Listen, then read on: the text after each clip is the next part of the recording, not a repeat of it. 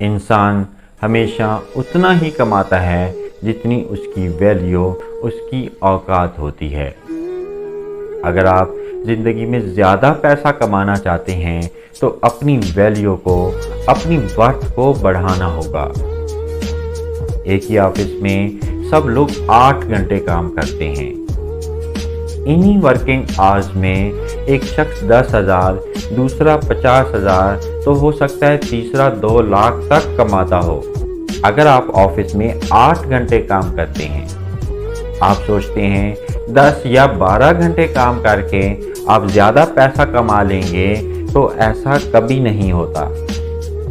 मेरी बात याद रखिएगा, टाइम बढ़ाने से पैसा नहीं बढ़ता, वैल्यू बढ़ाने से पैसा बढ़ता है। आपको ज़िंदगी में उतना ही मिलता है जितनी आपकी वैल्यू, आपकी वर्थ होती है।